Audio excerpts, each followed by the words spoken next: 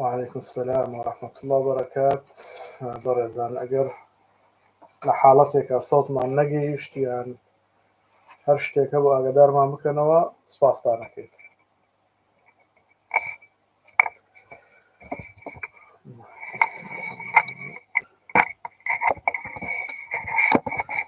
وذيك كاميرا وشتا كمان هي معناها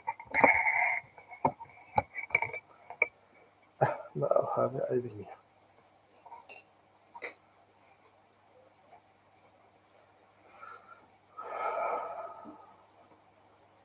زور باشا كاي محمد جان كاي أري جان صلاة إيوش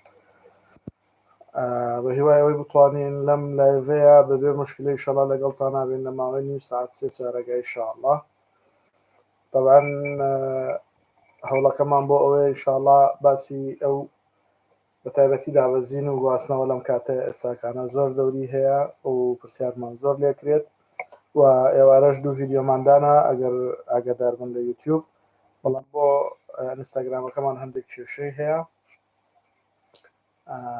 سڵاو لە بەڕێستان کاک محەممەد جان ئەگەر هەڵە نەبم کاک محەممەد CR7 تەڵەبەی پارەکە زۆر لەگەڵمانە بۆ ئەگەر هەڵە نەبم. وعليكم السلام ورحمة الله وبركاته. كورد ماب صالح رابردو أو نوانم ديتو ياد لقل ما نابونا يوهي سركوتنيان بوخوازين إن شاء الله أمولاي كان سر برزبن كانوا بس تخوا جماعة أواني إستا وأواني قد هاتو شابين يكجا برسياركتان كان بسر تشاو إن شاء الله والله مهمو برسياركان دينا وببشتياني خواهي قبرا هەوڵمان ئەوەیە پرسیاری دووبارە نەبێت ئینشاءالله چونکە بتوانین زۆرترین پرسیار وەڵام بدەینەوە ئینشاءالله و هەوڵدان ئێوەش پرسیارەکانتان زۆر دووبارە نەبێت. سپاسی هەموو لایەکتانەکان طبعا 79.66 بەشێک باشە عەرەبیشی ماوە. من دایما ئەوم وتوتمە کە پرسیارەکەن معادلەکەتان دەست خۆش بێت عەرەبیت دیاری کردووە ئایا علمیت یا ئەدەبیت لە چ شارێکیت وزیاتر حەزت بچیە یعنی ئێستا 79 ئەتوانم بڵێم هەتا 250 بۆ 300 بەشت بۆ حیساب کەم کاو وەری ئەگرێت بەڵام چ بەشێک باشە ئەکەوێتە سەرەوەی ئایا تۆ توانای پارالێل و ئێوارانت هەیە ئەوە بەشە طوبیەکان زۆربیان ئەتوانیت وەربگیرێت ئەگەر لە علمیبی طبعا بەشەکانی ئایتی زۆریان ئەتوانی ئیسفادەیان لێ بکەیت لە غێری ئەوانە تەکنیکی ئۆتۆمبیل یەکێکە لەو بەشانەی کە زۆر ئیسفادەی لێ ئەەکەیت ICT یەکێک لەو بەشانەی ئیسفادەی لێ ئەەکەیت لە کۆلێژی زانست علوم کیمیا احتیمالی هەیە ئەگە لە هەولێرش نەبێت لە سۆران و لە کۆیە لەبەرەوە ئەگەر بکرێت شارەکە دیاری بکەن بۆی تۆزە دقیق بین لە چۆنەڵی لەو بابەتانەی کە هەیە بۆ ئەوەی بە وردی پێتان بڵین بەشەکان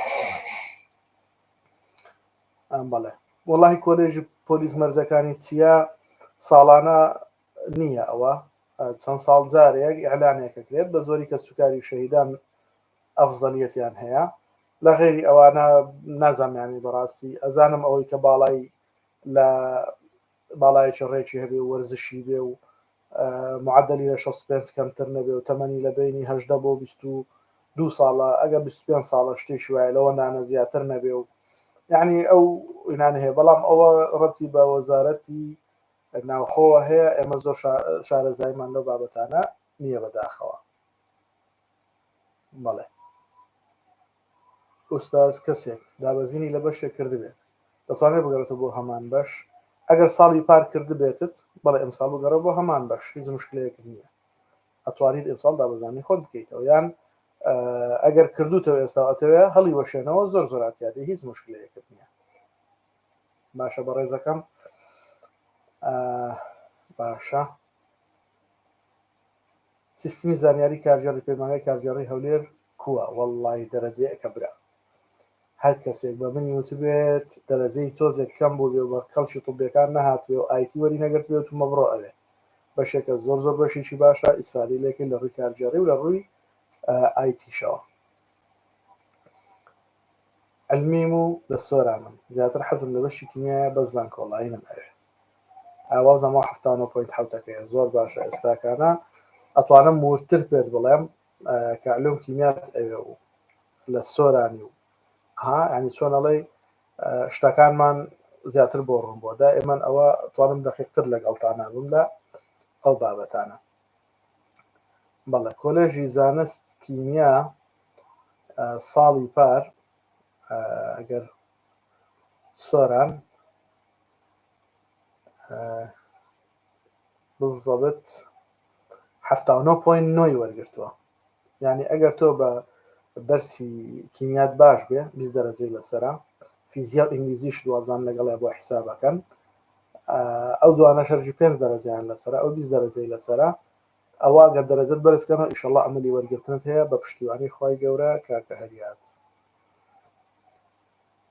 عەفوەن بەڵێ کاکە هەریات بوو. مامۆستاجان من 82 هەیە بەشی زانستی کۆمپیوتەر لە هەولێریان کۆیە وەرم دەگرێت زانستی کۆمپیوتەر لە کۆیە یان لە هەولێر. بەڕێزم لە هەولێر 85.5 وەرگرتووە، ینی ئەو پەڕی ئەگەر بە کریدیت دەرەجەت بەرز بێتەوە دەرەجەکەمێک دابەزێ ئەمەلێکی چۆنەڵی مامناوەندت هەیە، بەڵام بۆ کۆیە ئینشاءڵڵا پار 80.02 وەرگرتووە. ئەگەر کریدیت لێت تێک نەدا ئەو ئینشاءڵڵا ئەمەلی کۆیت زیاترە و ئینشاءڵڵا وەرەگیریت. بەڵێ کاکە ئاریژیان وەڵامی تۆشماندایەوە. مامۆستا بەڕێزکردنەوەی طبی هەڵابجە کاریگەری هەیە لەسەر دەرەجەی ئەسنان و سەیدەرە؟ بەڵێ بێگومان، بەڵام ئەو تەسیرە زۆرە نییە بڵێ 2 دەرەجەدا ببێنی نا. لەوانەیە ئیمساڵ لە هەڵەبجە کە بەشی طوبعا مەکرێتەوە بۆ نمونە 50 کەس وەربگرن، هەین تۆ حساب بکە چەند پۆینتێک تەسیر لە سەیدەلە و لە ئەسنانەکە بە بێگومان. وجا ئەگەر لە هەمان کاتشا ئیمساڵ دەرەجەدا ببەزێ و شتی دیکەش بێ بەسەریا ئەوە نورن عەلا نورە، ئینشاءڵڵا زیاتر دەرەجەکانی دائەبەزێنێت. بەشی پرۆگرامسازی و تەلارسازی لە پۆلیتەکنیکی هەولێر هەیە؟ نەخێر، هیچیان نییە. لە جیاتی پرۆگرامسازی بەشی سیستمی زانیاریمان هەیە، بەشی سیستمی زانیاری ئەویان کە ئەتوانی ئیسفادەی لێ بکەیت.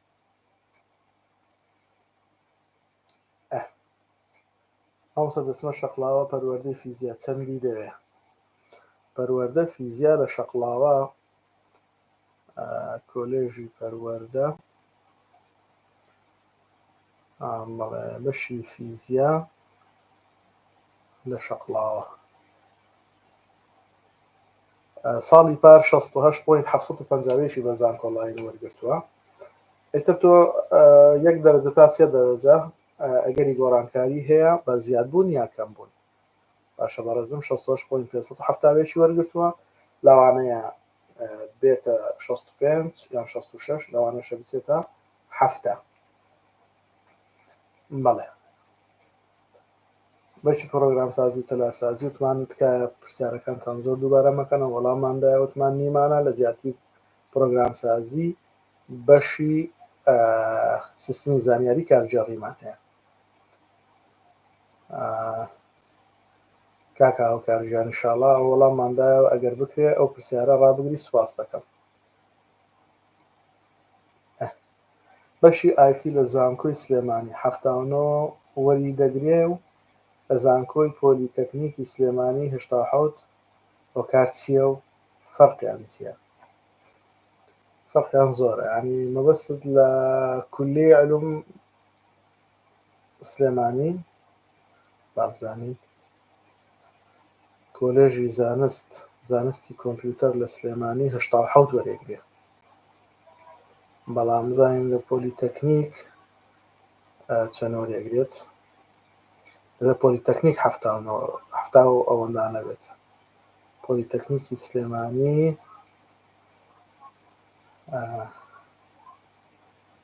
کۆلێژی ئینفۆرماتیک هەرچەند 87 وەرێگرن، نازانەوە 79 لە چۆ هێناوە بەڕێزم.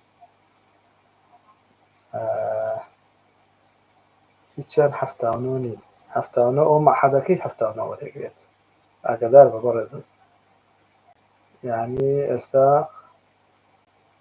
پەیمانگەی تەکنیکی زانستی کۆمپیوتەر 70 وەرگرتووە، ئەوش 79 نییە.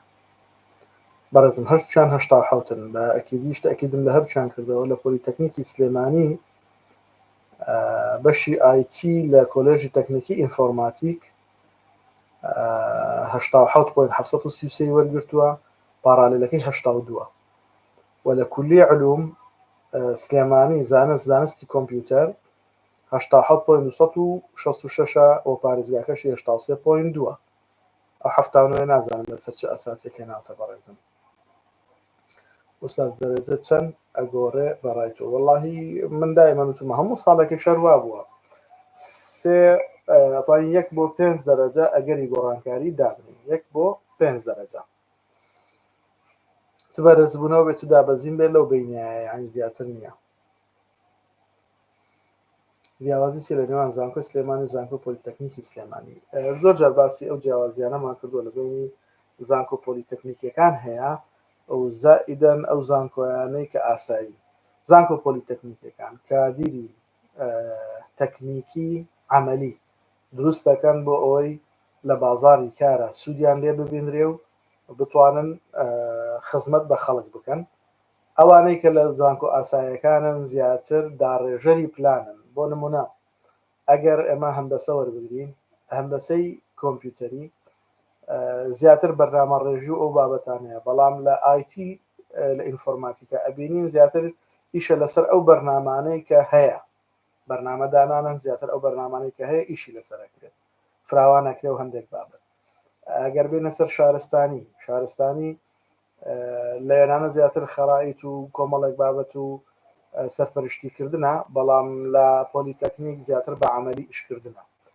بە کورتیەکەی ئەوانەی کە ئیشەکەن لە باری تەکنیکیە زیاتر کادیری تەکنیکی بازاڕین واتە ئیشەکان بە عەمەلی فێرەکرێن 175 ویشانەی ئێخێنن عەمەلیە 125 نەزەریە بەڵام لە کاتێک زانکۆی ئاسایی بە پێچەوانەی ئەو ژمارەیە.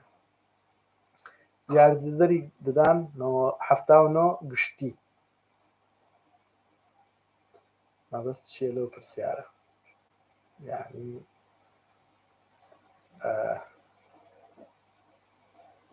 ئایا 79 گشتی لە هەولێریان مەبەستەکە ئەگەر ئەوە بێت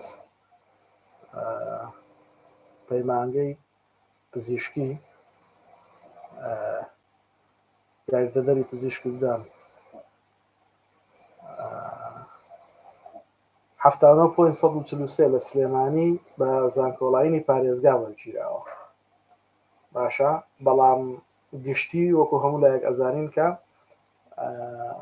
نیەتی لەبەرەوەی پەیمانەکان 100% بۆ پارێزگایە 75.143 پارالێلی پارێزگایە و گشتێکەشی 80.286 لە هەولێر 77.717 وەرگرتووە پارالێلەکەی 75.838 ئەمانە بۆ پارێزگا بەڵام گشتەکەی 79.034 وەرگرتووە.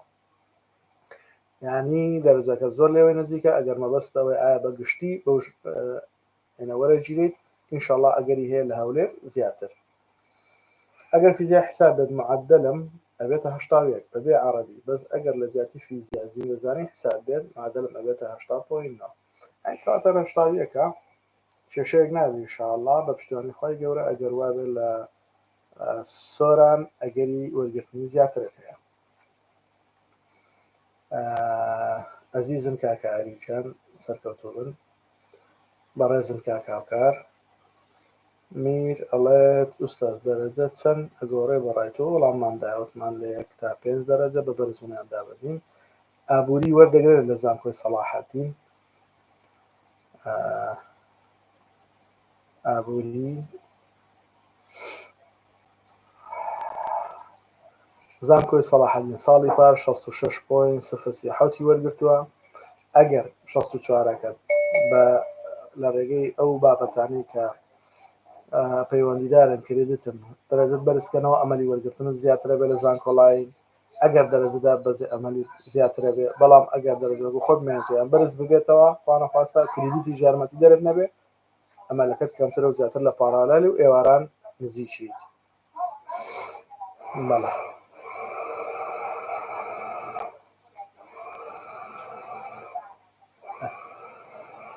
کاکە ڕێکانجیان ڕێزسڵامانەیە دەستان خۆش بێ ماندوو نەبن ئاگادارم لە کەناڵ دەستان پێ کردوتەوە ماندوو نەبن سپاس بۆ وەڵامدانەوە پرسیارانەی ئەو بەڕێزانەی ئەیکەن ڕەنگەمە هەندێک جار تۆزێک کاتمان پێ بچێت وەڵامە دێنەوە دەستان خۆش بێ سپاسانەکەین ماندوو نەبن.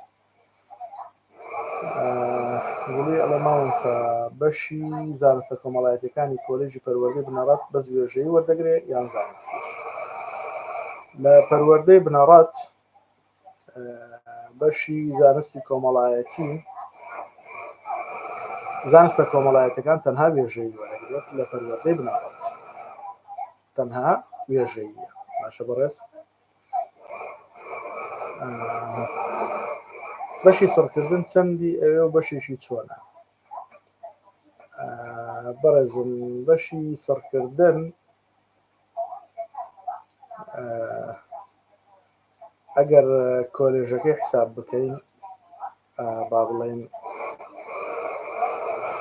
بابێتە سەر ئینشاءڵڵا بەشی سڕکردن پۆلیتەکنیکی سلێمانی کۆلێژی تەکنیکی تەندروستی پزیشکی سلێمانی 95.714 زانکۆڵایانی پارێزگای بووە 96 گشتەکەی بووە 95 پارالێلی پارێزگا بووە 95.35 گشتەکەی بووە. ئەگەر دووهۆکیش حساب بکەین 94.571 بۆ پارێزگا زانکۆڵاین بووە 95.429 گشتی زانکۆڵاین. پارالێلی پارێزگا 93 بووە بۆ گشتێکی 94.8 بووە. ئەمە وەکو کۆلێژ.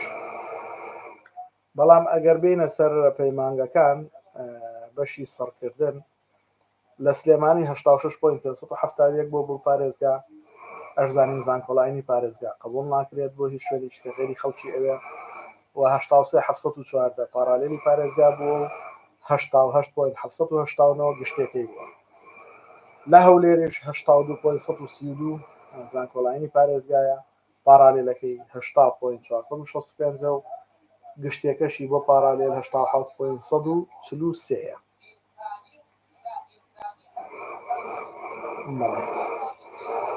64 هەیە سیستمی زانیاری کارگێوەرم دەگرێت سیستمی زانیاری کارژێڕی بەڵێ ئینشاءڵڵا ئەگەر لە پەیمانگە کارژێڕەکان تەماشایەکی بکەین سیستمی زانیاری کارژێڕی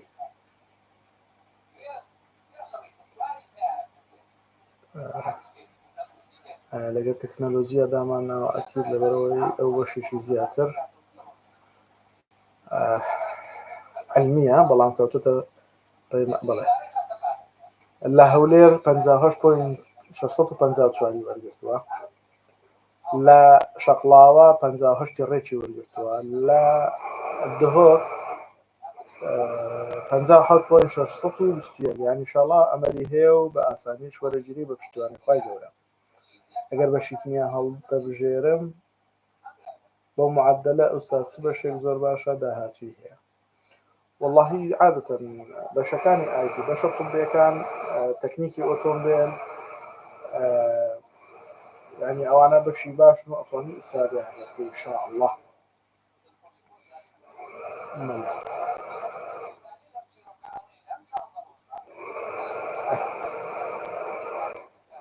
من ناتوانم من ساڵتم بۆ زانکۆوە حەزیش دەکەم زانکۆڵایان پڕ بکەم ئایا بەسمە هەر بەشێک دەتوانم ساڵی یەکەم بکەم بە مۆڵەت بەڵێ مۆڵەت وەرگرتن زۆر احتیاجیە و هەر کاتێک بتەوێ توانیت وەری بگریت. بەڕێزم وەڵامماندایەوە کاکە محەممەد سۆرانی وتمان ئەگەر دەرەجەدا ببەزێت یان کردیتر دەرەجەت بەرز کاتەوە ئەمەلی وەرگرتنت هەیە لەبەرەوەی خۆی 66 پوین شتێکی وەرگرتووە. بەشی زانستی کۆمپیوتەر ناڵێن بەشی تەکنەلۆژیای زانیاری ئەڵێن پار 79 وەرگرتووە لە زانکۆی سلێمانی و 87 وەرگرتووە لە زانکۆی پۆلیتەکنیک. تەکنەلۆژیای زانیاری لە سلێمانی یقینا هەر لە کۆلێژی زانست مەبەستێتەوە.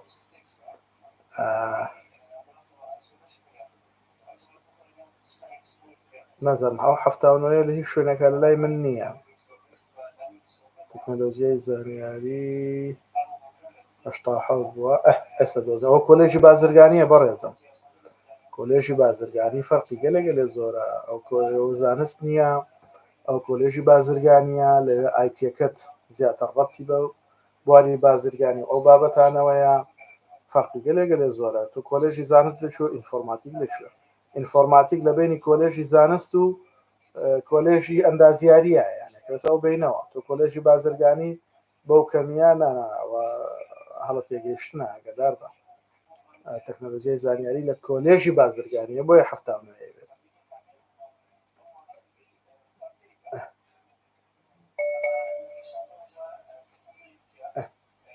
96 دەکرێت بەشێکی پزیشکی وەربژێ لە هەولێر وەڵاهی 96 تقریبان ئەسنان یەکێکە لە بەشە نزیکەکان لێەوە پزیشکی گشتی تۆزێک زەحمەتە بەڵام بۆ ئەسنان ئەمەلی هەیە چکە ساڵی پار 96 وەرگرتووە و با بڵێن دەرمانسازیش هەولێر 96.065 وەرگرتووە لەو دوانەوە زۆر نزیکن ئەجا پێیاخوارەوە ئەمە بەشی با بڵێن پەرستاریە و شیکاری نەخۆشیە و مایکرۆبایۆلۆژی پزیشکی و ئەو بابەتانی ترەکە لە بەشە پزیشکەکان هەن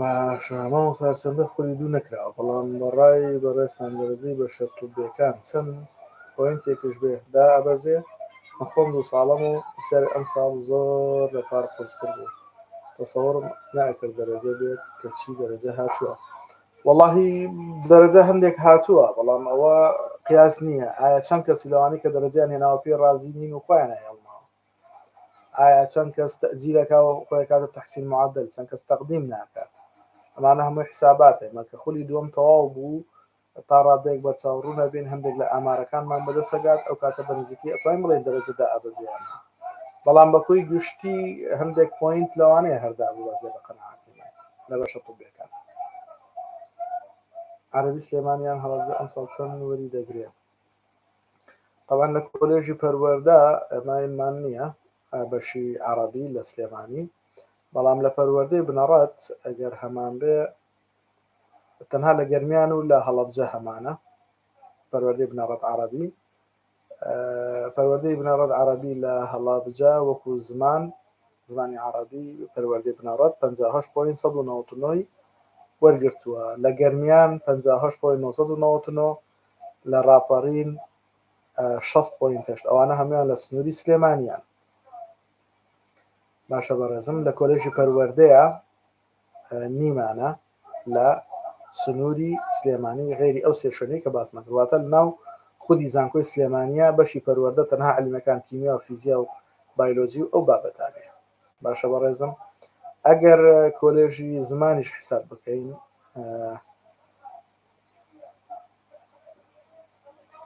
کۆلێژی زمانی عەرەبی بە هەمان شێوە تەنها لە گەرمیان هەیە لە سنوورەیە کە لە خانەقینە زمان و زانستە مرۆڤایەتیەکان خانەقین 62.689 وەرگرتووە باشە بەڕێزم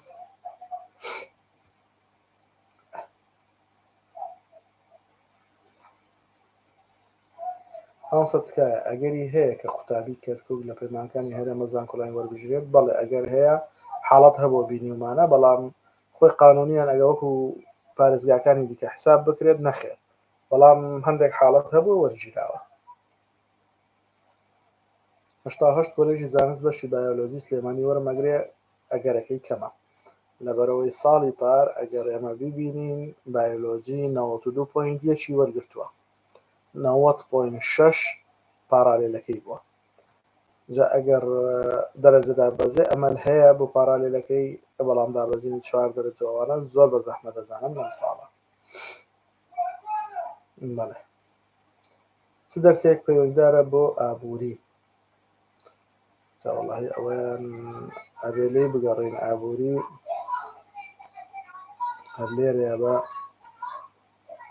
ئەگەر تۆزیکاتمان بدەنێ خۆی بتوانین لە سیستمەکەیە بگەڕین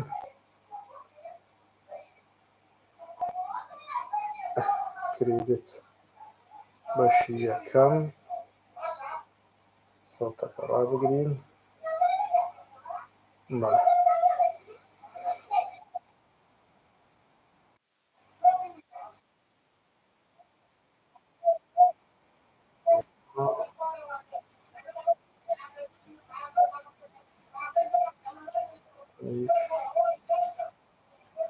پەروەردگار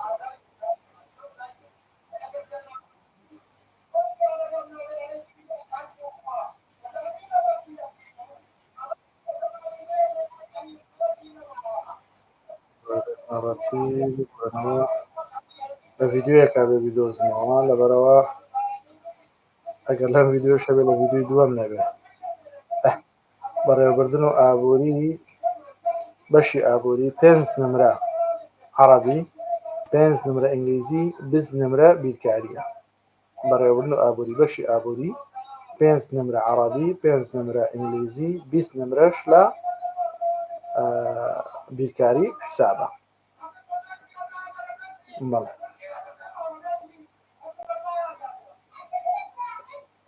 کاکە مستەفا وتمان ئینشەڵڵا وەردەگرێ بە پشتیوانی خوای گەورە. کاکە ڕێکان ئەزیزم برای گەورەی ئەمان دەستان خۆشێ ئەمە مەمنونە. بۆ ئابووری وتمان 5 دەرەجە عەرەبیە 5 دەرەجە ئینگلیزیە 20 دەرەجە بیرکاریە. سلام علیکم و علیکم سلام. ئەندازیاری پرۆگرامسازی ئەگەری چەندی هەیە ئەوسا لە چاو پار دا ئەبەزێ یان زیاتر ئەبێ؟ وەڵڵاهی ناڵێم بەپێی خولی یەکەم من قەناعەتم وایە 1-2 دەرەجەیەک دابەزێ ئینشاءڵڵا. دەرەجەیەک تەوەقعی دابەزینەکەم بەپێی ئەوەی لە ساڵی پارا هەبووە، ئانی بەپێی خولی یەکەم عەفوەن کە چاو ساڵی پارەوە. زانکۆی لەندەنی و زانکۆی کوردستان بەشی پزیشکی گشتی ساڵانە چەندی پارە بێ و مەرجی وەرگرتنی قوتابی چییە لەو دوو زانکۆی؟ ئایا بڕوانامەی ئەو دوو زانکۆی بە؟ وەڵڵاهی بڵێن باوەڕ پێکراون هەردووچیان ئەوان لە دەرەوەی وەزارەتی خوێندنی باڵان. من معلوماتم لەسەریان نییە پارەکەی چەندە و ئەوانە، بەڵام ئەکیدم لە 12 ملیۆن و 13 ملیۆن و ئەوانە خۆی بینێتەوە تقریبا ئەگەر هەڵە نەبم دڵنیانیم، بەڵام لەو دەوروبەرەیە. بەس پرسیارمان نەپەڕان دەبێ زۆر باشە، چونکە بەڕاستی پرسیاری دووبارە زۆر جار ئەو بەزنەمان پێ ئەکات. ئابووری باشە زۆر باشە. کاکۆمێ دەڵێ مامۆستا دەوامی ئێواران چۆن لە کێوە بۆ کێ؟ مەحادی چەند چەماڵ تۆزێ باسیکەم. بەڕێزم دەوامی ئێواران لە سەعات 3 دەست پێکا هەتا محاضرە تەواو بێت. جاری وای هەتا 6 ئێوارەیە هەتا 8 ئێوارە هەتا 9 ئێوارە، لەوانەیە سەعات 7 تەواو بیت، ئیتر بەپێی محاضرەکانت، بەڵام سەعات 3 دەست پێ ئەکات. سڵاوپەرستانی منداڵانی تازە لەدایک بوو بە کۆنەبەری 75.2 بە پاڕانەوەرم ئەدرێت. مامۆستا گیان بە ئەزموونی خۆپێشبینی ئەکەی وەرگیرم ئەمەل هەیە 75.2 بۆ پەرستاری مناڵان پەرستاری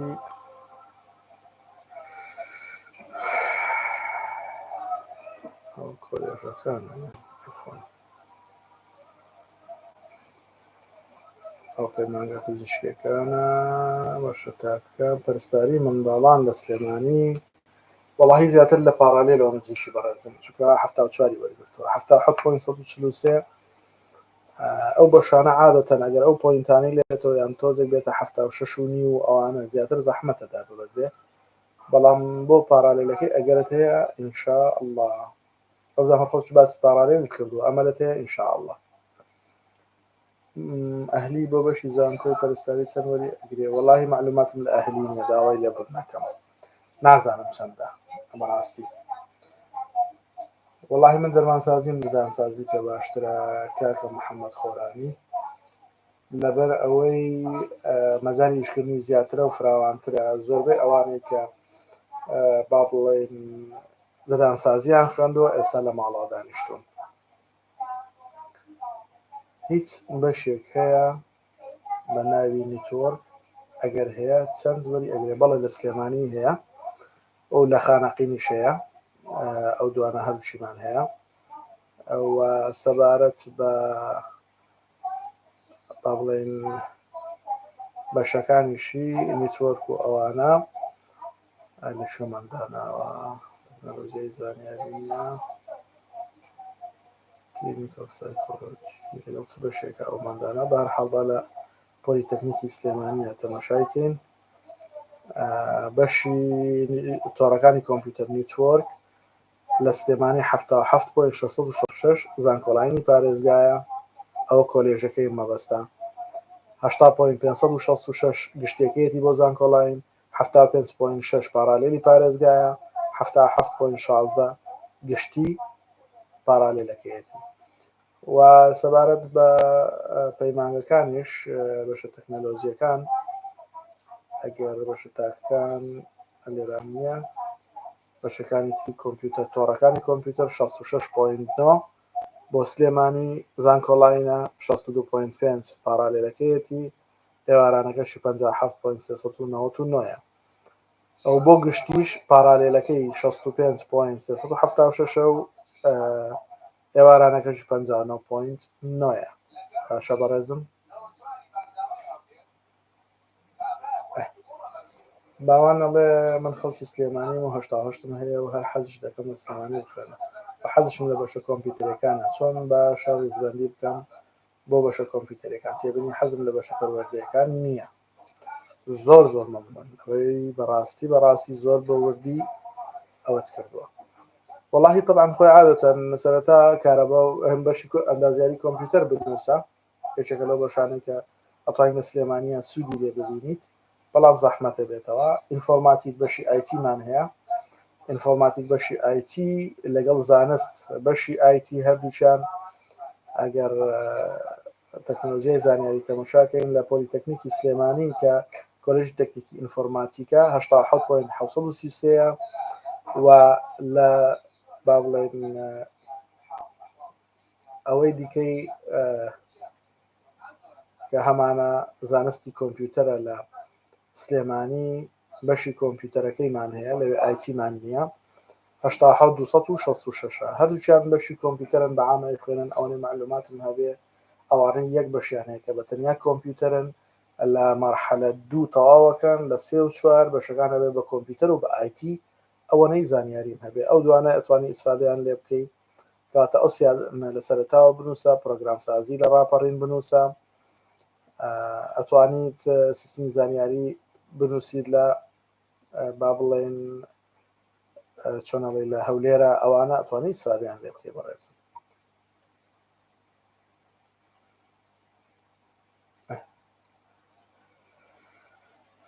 ئۆستاز بە ڤیدیۆ باسی جیاوازی ئەو دوو بەشەت کردووە مەبەستت کام دوو بەشە بەخۆی لە یادم نەماوە بەشەکانی مەبەستت ئەگەر جیاوازی نێوان پۆلیتەکنیک و ئەوەیە بەڵێ بە ڤیدیۆ باسمان کردووە بە کورتە ڤیدیۆ باسمان کردووە گە جیاوازەکانیان چییە کاکە سوهەیب بەڵێ سلام عەلەیکوم وعەلەیکوم السەلام ئەم ساڵ دەرەجەی 95.3 هێناوە و چ بەشێک وەرمەگرێ وەڵاهی بەش بەڕێزم ئەگەر لە هەولێر بیت لە دەرمانسازیەوە بۆ خوارەوە ئەگەر لە سلێمانیش بیت لە بێهۆشکاری و دەرمانسازیەوە بە هەمان شێوە هەم دوو هۆکیش عین لەوانەوە ئەمەدەت هەیە بۆ خوارەوە لە سلێمانی زیاتر بە پارالێل بۆ بێهۆشکاری و بۆ دەرمانسازی بەوانەی دیکە وەرە خوارەوە بەڵێ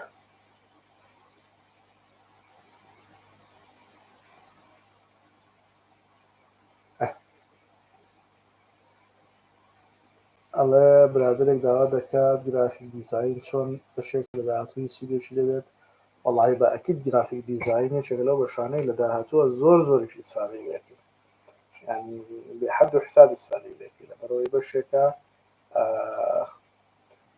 لە هەموو بوارێکی ئێستای ژیانە سوودی ئەدەن لە ڕێخستنی دیزاینی ناوماڵ لە ڕێخستنەکانی تر لە وردەکاریەکان لە کۆمپانیەکان لە جلوبەرێک لە هەموو شتێک ئێستا گرافیک دیزاین دەوری خۆی هەیە بەڕاست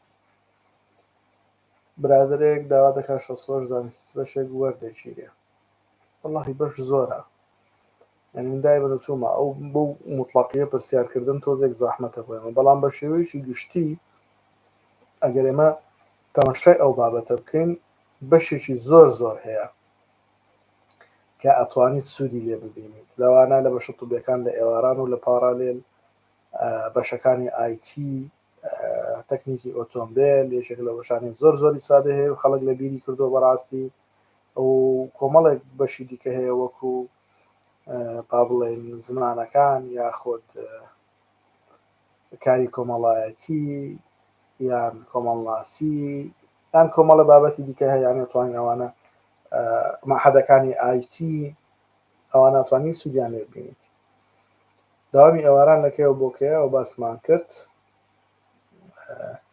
بەڵێ ئافرەتیشیت مشکلەیەکی نییە و داوامی خۆیەکە و لە ساعت 3 دەستێکە و کوتمان بەپێی دەرزەکانت بکەیت تەواو بوو توانێت بێیتەوە ماڵەوە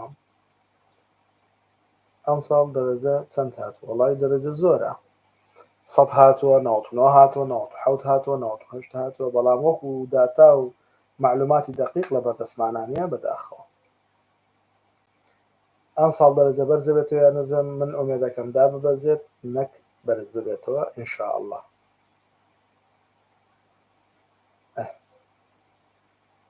ڕاستەڵێن دەرچوانی تازەی دەرمانسازی ناتواننەوە ڕینگەدا بنێن من خۆم لە شارۆچکە دەژیم زۆربەی تەنانەت دەرچی دەرمانسازی بەڕێوەی نابن ئیتر بۆ ناهێڵن دەرمانسازان ڕێگەدا بنێن بەڕێزەکەم سیستمەکە وایە کە تۆ تەخەڕوجت کرد ببیتە ئەندامی سەرنجیکایی دەرمانسازان ماوەیەک ئیش بکەیت ساڵێک ئەوها ئیمتحانێکە ئەیکەیت و پاشەوە توانی دایبنەی بەڵێ ڕاستە خۆ تەخەڕوجت کردو نایەڵەن دایبنەی ئەکید ینی هەموو شتێکە شیکاری شەر وایە پرستاری شەر وایە ئەبێ بیتە ئەندامی سندیکا دوای سندیکا ڕێگەی پێدا ئەمجا ئەتوانیت کاروبارەکانی خۆت جێبەجێ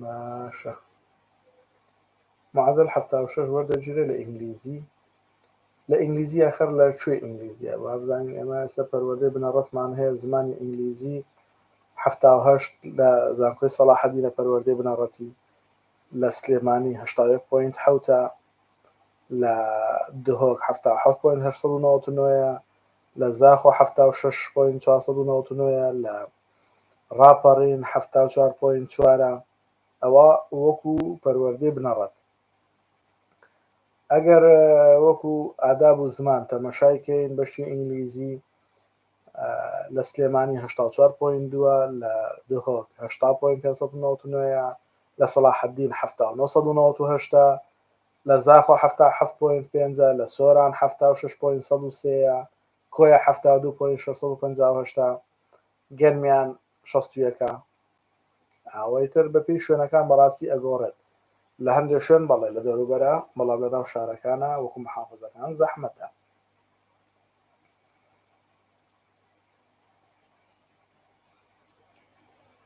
جامان هەندی کاری باشترە وەڵاهی تەڵام پەرستاری بێگومان بە پەرستاری باشترە تۆ کوریا خوێنیت مەجای ماستەرت سەریعترە بۆ خوێندن ئەگەر بتوێت بخوێنی و دائما پەرستاریش ئیشی زۆرترە لە هەموو شوێنەکە پەرستاریان زیاترەوێت بە قەناعەتی من پەرستارێکە باشترە لە مەحەلی دەرمانسازی لە 6 دەرەو سەرەوە بێت ئایا زانکۆی سلێمانی چ بەشێک وەری دەگرێت وەڵاهی لە زانکۆی سلێمانی بەش زۆرن بەڵام لە 6 بەسەرەوە کۆلێژەکان هەمووی بە پارالێلە هەندێک بە ژۆرێک لە پەیمانگەکانیش ئەتوانێت بە بەلاش بڕکاتەوە بەڵام زیاتر لە دەوروبەری شار و لەوانە ئەمەلی وەرگرتنی زیاترە چونکە ئاتەن سلێمانی ئەگەر ئێستا تەماشا بکەین لە بەشە کارژێڕەکان کارژێڕی کار بۆ نمونە پۆلیتەکنیکی سلێمانی وەکو خۆی 61 وەرگرتووە 61.7 ئیتر ژمێریاری لە سلێمانیە 61.5 وەرگرتووە تەکنیکی میدیا باشە تقریبا 58.6 وەرگرتووە توانین سوودی ببینی بازارگەری لە پۆلیتەکنیکی سلێمانی تەکنیکی دوکان هەیە کوالیتی کۆنتڕۆڵ گەشتیاری ئەوانە بەشی زۆرن یانی ئەتوانی سوودیان لێ ببینی ئینشاءالله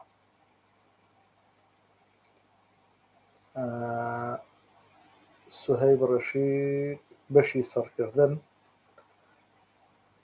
کێشەی چییە بەشی سەرکردن؟ بەشی سەرکردن دەرەجەکانمان خوێندەوە ئێمە لە سلێمانی 86.5 وەرگرتووە، لە هەولێر 82.132 وەرگرتووە.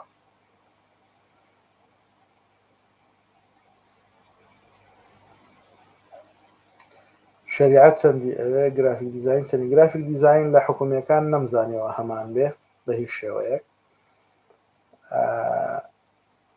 ئەویان شریعەت لە دەوروبەری 60 و 63 و ئەو دەورانە ئەتوانیت ئینشاڵڵا وەربژیری.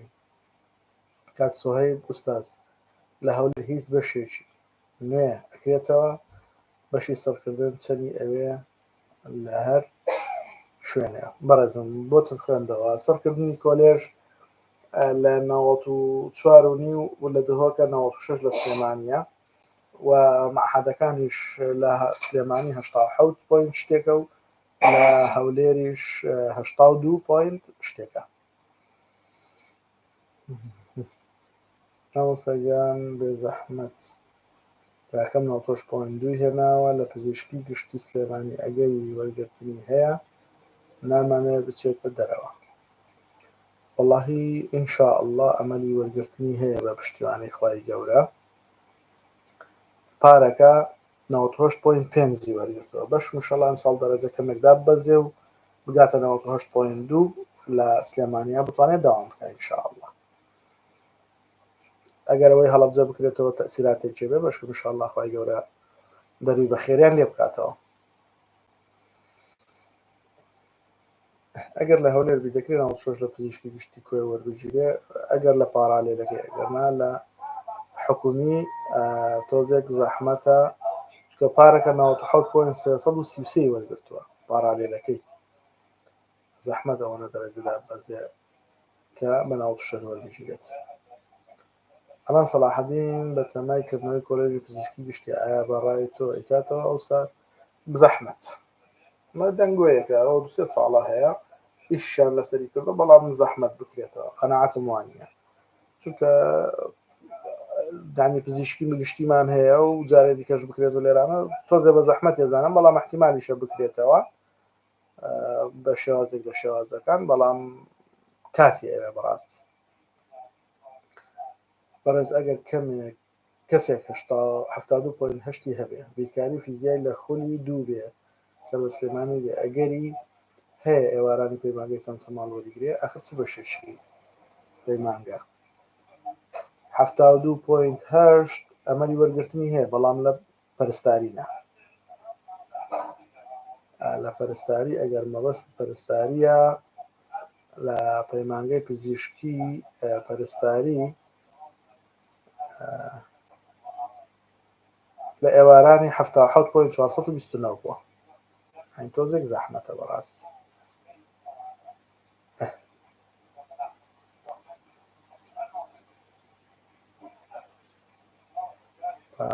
دەرەجەدا دەبەزێ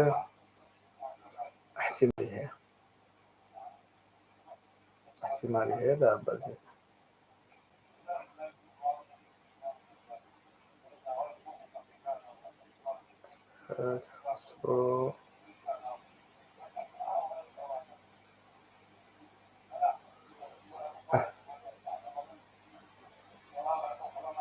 ئەمە ئەمانەمان هەمە باس کردووە، وەڵاممان داوەتەوە.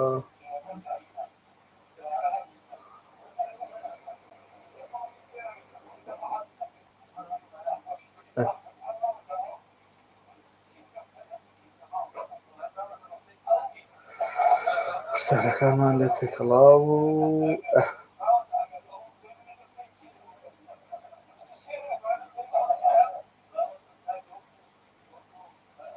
هەمووی جواب داوەتەوە. هەندێک پرسیار شتیا هێڵی نەمانبینەوە.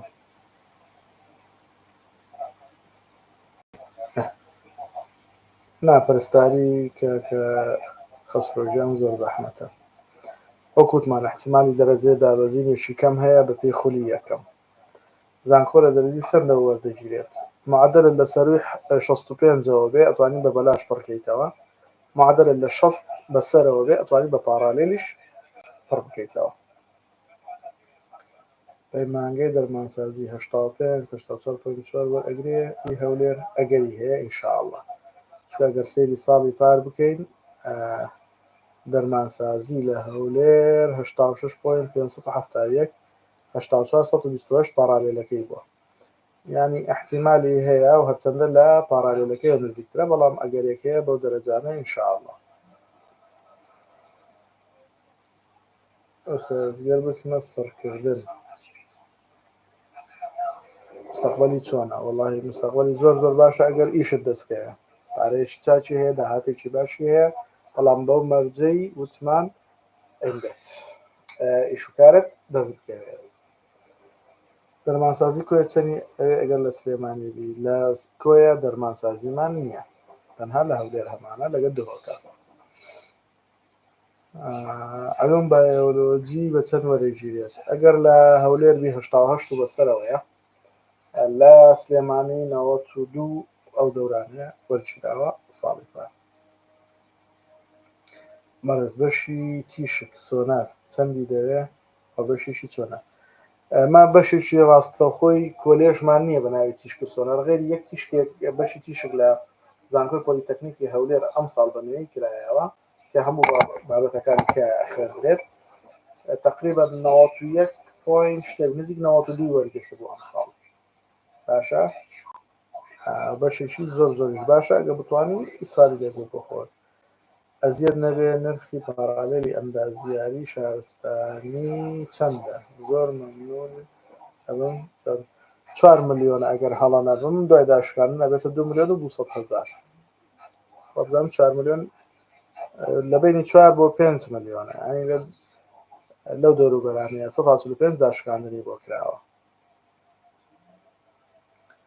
وعلیکم السلام ورحمة الله. ئەم ساڵ بەشی پزیشکی گشتی پارالێل لە نزیکی چەند ڕادەوەستێ؟ وەڵاهی دەقیق نازانین، بەڵام پارەکە لە 92 شتێک لە هەولێر ئاوەستاوە، لە سلێمانی تقریبا ئەویشە لە 97.8 ئەوانە وەستاوە، نزیک 98 وەستاوە، لە دهۆکیش تقریبا هاتۆتە 97 لەو دەورانەیە بەگشتی.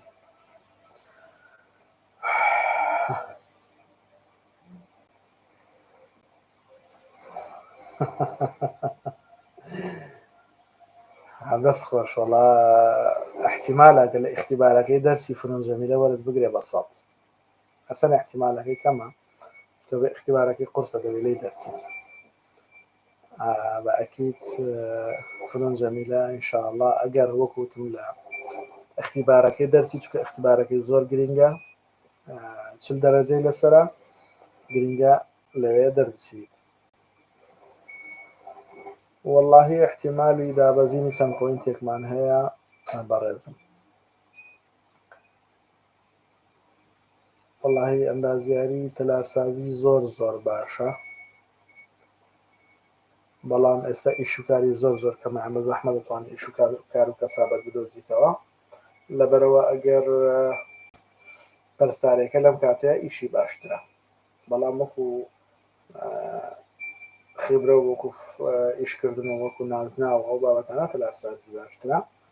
96 سەیدەلێ وەریەگرێت، ئەگەری کەمە زیاتر لە پارالێلەوە نزیکە ئەگەر هەڵە نەبم، بەڵام بۆ دڵنیاییش بە تەماشایەکی بکەینەوە. دەرمانسازی احتیمالی هەیە هەولێر 96.065 وەرگرتە بەش مشەڵە ئەو نەختەیەدا بەزێت بە پشتیوانی خوای گەورە ئینشاءالله.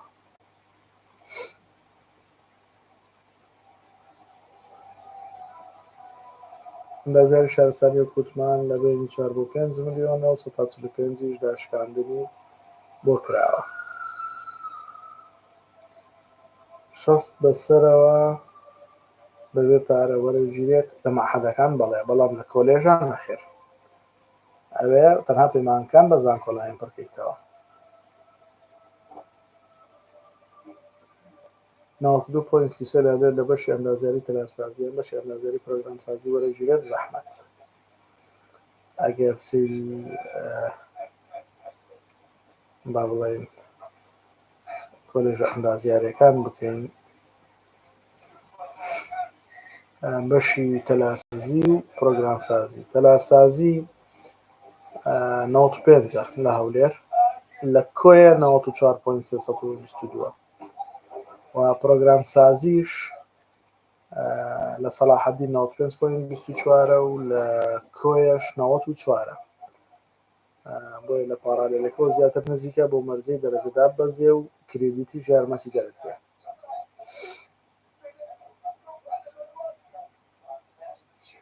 ئەو بۆ سلێمانیش هەر زۆر زەحمەتە لەبەرەوەی بەداخەوە ئەوە نامی دیکەش لە راپەڕی 93.8 وەرگرتووە، لە چەرمۆ 93.3 وەرگرتووە. تۆزێک زەحمەتە. تەلارسازی شۆکوتمان لە سلێمانی 95 لە هیچ شوێنیشتری سلێمانیشان نیمانە.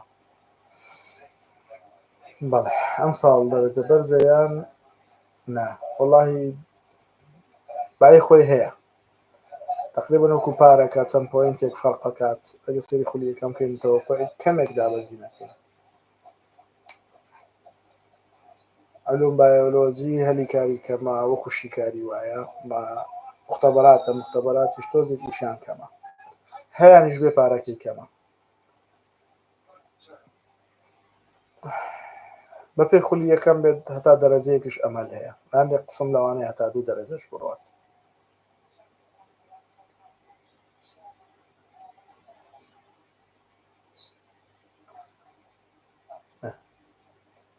لە نێوان دەرمانسازی پرۆگرامسازی کامیان باشترە من پرۆگرامسازی بە باشتر ئەزانم قەناعەتی من وایە پرۆگرامسازیەکە باشتر بێت.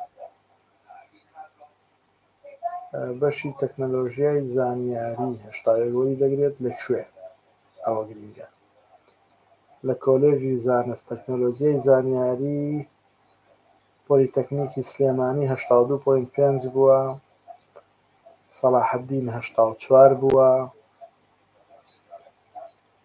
سلێمانی لە کۆلێژی بازرگانی 76 بووە،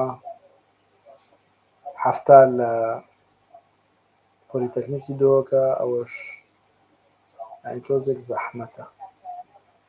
81 بۆ هەندێکیان ئەبێت بەڵام بۆ هەندێک بۆ هەولێر و سلێمانی زەحمەتە.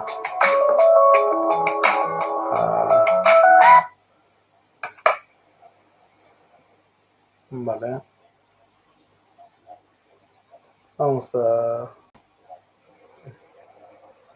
پێهەوایت کردی ئینشاءڵڵا دەرەجەدا دەبەزێ خوا گەورەی. وەڵاهی حەزم پێ نییە کەس بێ ئومێد بکەم بەڵام من دایمەن ئەڵێم واقعەکە ئەوەی واقعەوەتان پێڵێ ئەگەر بووینەتە هۆی بێ ئومێدیشان داوای لێبوون نەکەین. مەعهەدەکان ناتوان کوردی و عەرەبی تەرک بکەن وتمان پرۆگرامسازی بە باشترە زانین مەعهەد پەرستانیم پێ باشترە من بۆ خۆم وشمان جواب داوەتەوە ئینشەڵڵا وەکوتمان بێ هیواتانمان نەکردووە واقعەکەمان باس کردو خولی دووەمیش لە ڕێگایە با بزانین ئەو چۆنە بێت.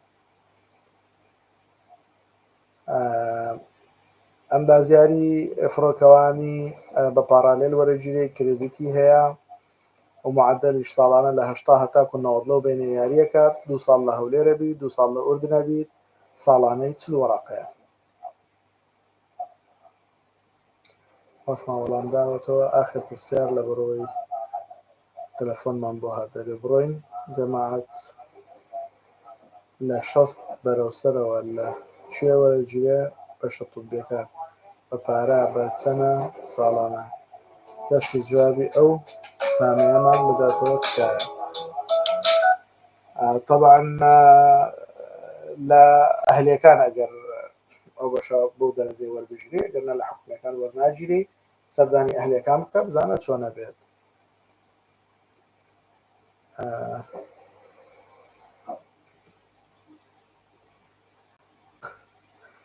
ئەوسا ئامۆزایەکەم بێژنە لە بێژنێکمان بۆ بدۆزیتەوە وەڵاهی ئەویان ئیشی ئەمە نییە وە دەبێتە نووسینگەی زەواج یان لە ئێران نووسینگەیان هەیە ئافرەتی باشە دۆزنەوە لەبەرەوە ئەگەر سەردانێکی ئەوێ بکەن ڕەنگە زۆر باشتر بێ.